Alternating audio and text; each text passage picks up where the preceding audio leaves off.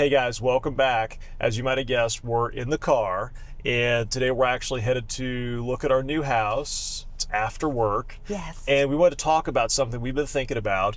We want to talk about how making time for each other has kind of evolved over the years. From the beginning of our relationship until now, what it looked like then and what it looks like now, and how we stay connected. Yes, how we make time for each other, right? And so I'll kind of jump in. Well, tell them about us and who we are. I'm gonna kind of jump in though, right? So if you guys don't know, we've been married since 2022, but we met in 2020, and we have currently 3 kiddos. And what do you do? Right, so they can go back. You guys can go back and look and learn a little bit about us. Look at the videos, and remember to like and subscribe down below. But I'm gonna go back to when we first met.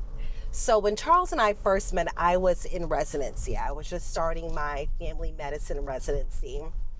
And Charles was living about an hour and a half away from me with my bonus babies. And we would commute frequently back and forth.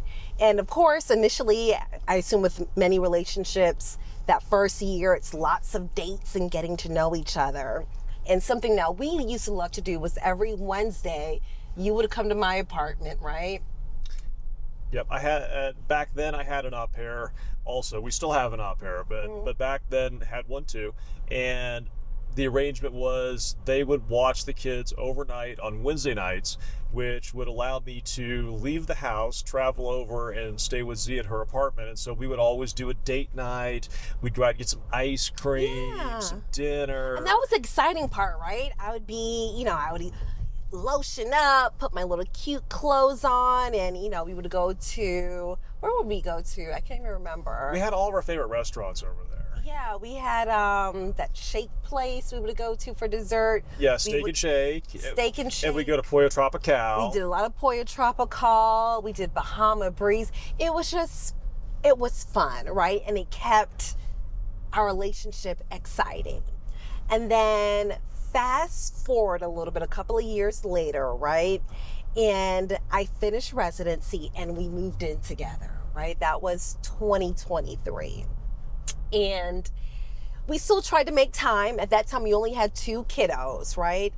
And we would still try to make time, and we would do our date nights. And we also did a lot of traveling that year, too. It's a big travel year. We went to Jamaica, Iceland, Canada. We were up in North Carolina visiting some family. And it was still exciting, right? I think we were still in our early years of it all. And so that brings me to the next portion of our marriage, right? I was so fortunate to get pregnant during the summer of 2023.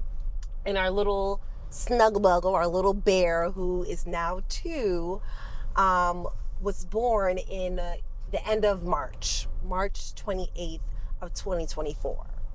Right, and as many of you know, children change your marriage, right? Not necessarily for the worse, but it changes your marriage. And us adding in our little 3rd snuggle pop, I think definitely changed our whole dynamic, right? Of course, especially that first year, a lot of sleepless nights. I think that took a toll on us. What were your thoughts in regards to that? Well, it takes a toll on anybody. Yeah. A new baby is going to disrupt your sleep for at least a year. If you've never had one, yes, it does that.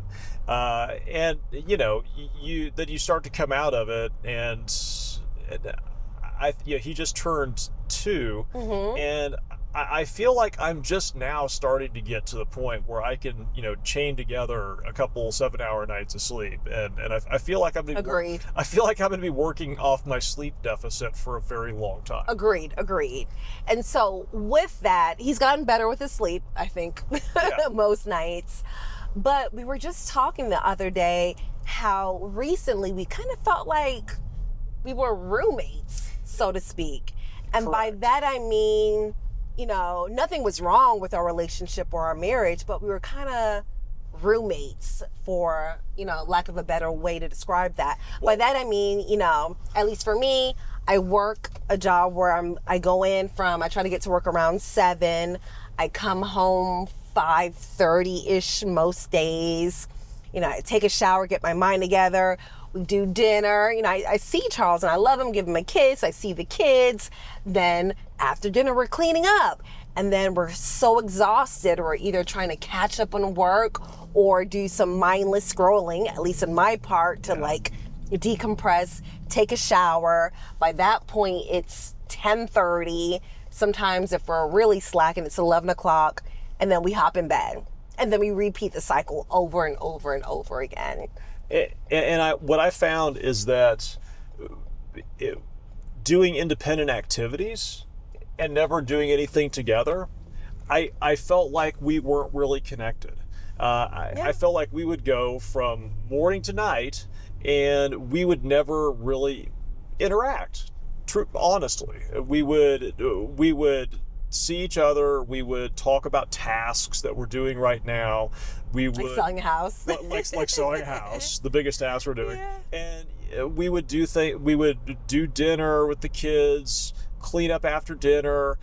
We would talk about what's going on with the kids, their school, what we have to do, just sorting out the minutia day to day. But we would never actually get to recreate together, to sit down and share a moment together, because it was just like thing to thing to thing to thing. And so we came up with this idea about a week ago. We're like, we need to connect. We don't have that much time, so let's pick something and make it special. And it's a very simple thing. I'll let you go ahead. Yeah, it's very simple. So what we do is we try to get in bed as early as we can, and on my phone we go to YouTube and we find some sort of a true crime show. We've been watching 48 Hours the last 3 nights. Before that we did, what was the one that we did before? We tried a Dateline, but that was a little too long. It's like an hour and a half. I didn't realize they were that long. But the point is, it's something so simple. It sounds so basic, but it allows us to focus and enjoy something together, right? We get feedback like, oh, they did what? It was the husband. The housekeeper. He's sleeping with the sister. Right? And so it's that interaction, that engagement that, I don't know, for me, allows me to feel the closeness. Now, don't get us wrong. We do weekly have a date night. We do have a date night. And we've been pretty consistent and fortunate enough where we have childcare Friday nights where we try and go, usually to get sushi. Yeah. And then we'll have a dessert.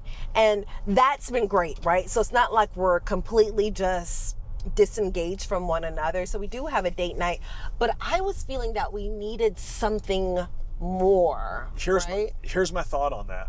I feel like with selling the house and building the new house, that the last 6 months have been very high stress for us. When you add those things on top of our normal keeping our jobs, taking care of the kids, all that stuff. So we've been at a very elevated stress level for like the last 6 months. And I think that as your stress level goes up, your need to relax also goes up. And so the date night is okay if you and I are, in like our normal stress level. I think the date night once a week is okay. But with everything going crazy, like it's been the last 6 months, I feel like we've got to fight back with more recreation. That's interesting. We got to hit back with more recreation. You know what I mean?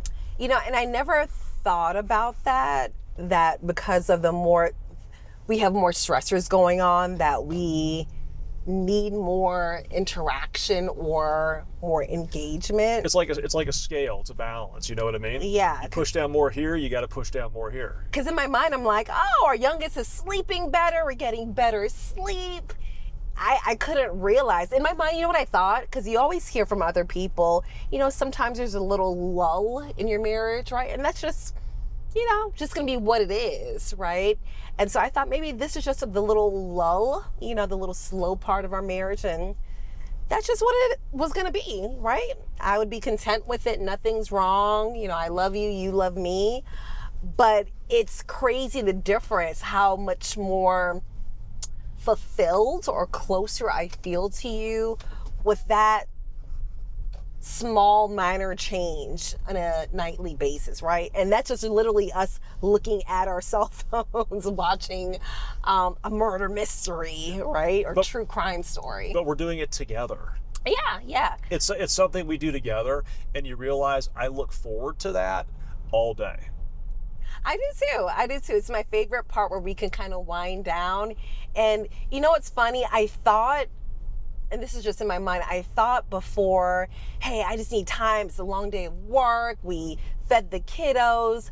I just need to relax by myself, right? And I used to just do this, what I call mindless scrolling, meaning I'm just looking at things to get that dopamine rush, right? For me, I love interior design or listening to my podcast. I thought I just need to do something by myself. And yes, I think every person needs to have something they enjoy on their own.